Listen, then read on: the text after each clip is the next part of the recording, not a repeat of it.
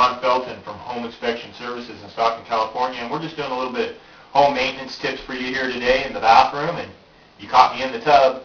And we just want to show you some basic areas around your bathroom that have some maintenance issues, and easy upkeep, but an area where if you don't keep it up, it could cost you hundreds and sometimes thousands of dollars in bathroom repairs.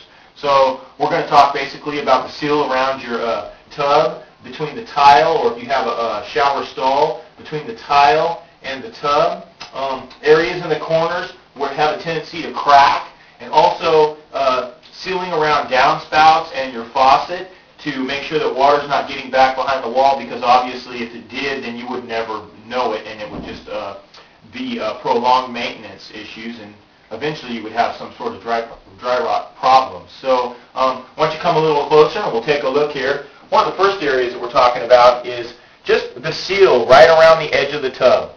Now, if this is not maintained well, what will happen is water will get behind there, and eventually it will make its way back around the edge of the tub, and it will actually creep down along the edge of the tub. And out of all the areas that I find dry rot the most in the bathroom, one of them being the toilet, but the second being the area right along here. It eventually works its way down along the floor, and these corners on both sides of the tub are generally rotten when you tear apart a bathroom. And there's some ways to keep that sealed up. Number one, when you have grout right along the edge of the tub, what happens is the grout has a tendency to crack because the tub's flexing. And as you can see here, the tub is flexing. It's moving away from the grout. The grout is cracked. And what this needs to be done, it needs to be dried. It needs to be re-grouted. And after the grout's dry, it needs to have a thin layer of silicone, clear silicone, smeared along there. And what that will do is the silicone will act like a rubber seal, and it will keep the grout from cracking, but also obviously keep the water from getting behind there as well. This is obviously not finished. You need to have trim along here, and when you have trim along here, then this needs to be sealed well along the edge of this, and also all the way around the edge of the tub, and all the way around the edge of the tile. It needs to be sealed well. Grout needs to be maintained and sealed with a standard grout sealer. But one area that's really important as well is the corners. When you have two corners that meet together, they flex, and grout never seems to last in here. And if you come a little closer and get closer with the camera, what you'll see is in the corner you'll actually see areas where the grout is already starting to crack. And this is a fairly new shower. And what we need to do is we need to come back along in here and just seal these corners with some silicone. Even when they're brand new, they don't last for very long before the corners start to crack. And another area that seems to be a little bit of an issue is around the spout. Now, if this spout was taken off, then what you would probably find behind here, if it was done properly, would be the hole itself where the pipe is coming out would be filled with a silicone or a caulking of some sort that would not allow the water to get back inside of the wall. And if that's the case, that's perfect. We don't need to put a seal around the outside of the spout. If we were to seal around the outside of the spout, one thing we would not want to do is make sure that we seal the very bottom. We'd want to leave that open. In case water did leak inside of there, it's not being forced back inside of the wall, but it is, in fact, dripping back out onto the shower where we can see it. Recently, I went to a resident, and the gasket that seals this to the pipe was a 30-cent O-ring, and that O-ring had failed, and the client had sealed it around the spout because they did not want water spewing out of the back of the spout, and they thought that would be a reasonable fix.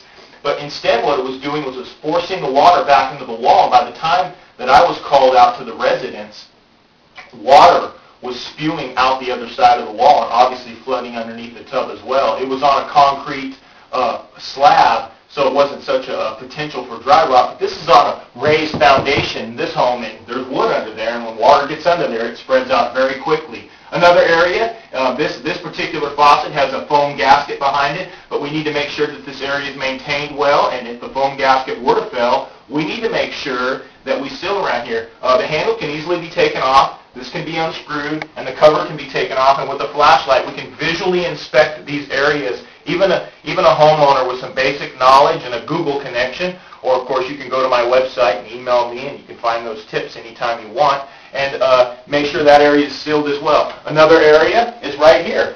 Now, if we peel this back, most likely what we're going to find is this is actually sealed.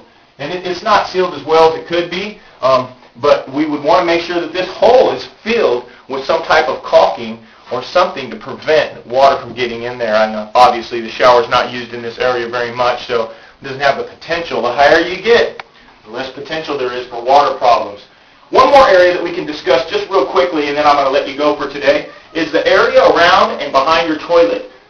If you ever, for some reason, find that there's staining around the edge of your toilet, you can come down a little closer here and look, and this is an area you don't really get down too much to look behind. But an easy way to check for leaks is just to feel. And if you feel the lower parts of the valve and the line, and you feel any kind of water at all, then you know that you have a potential for a leak there. And also down around the base of the toilet, we want to check and make sure that we don't see any staining or find any water. And again, if you find any water around these areas or back in the corner of the tub, we've got to really make sure those areas get sealed up well. You find water around the base of the toilet, that's likely that the toilet is loose and that the wax ring has failed. And if the wax ring fails on the toilet, you're really in for a lot of damage. So we really want to make sure your toilets are sound, they're not loose, and that the wax ring gets resealed if that's the case. It needs to be pulled up.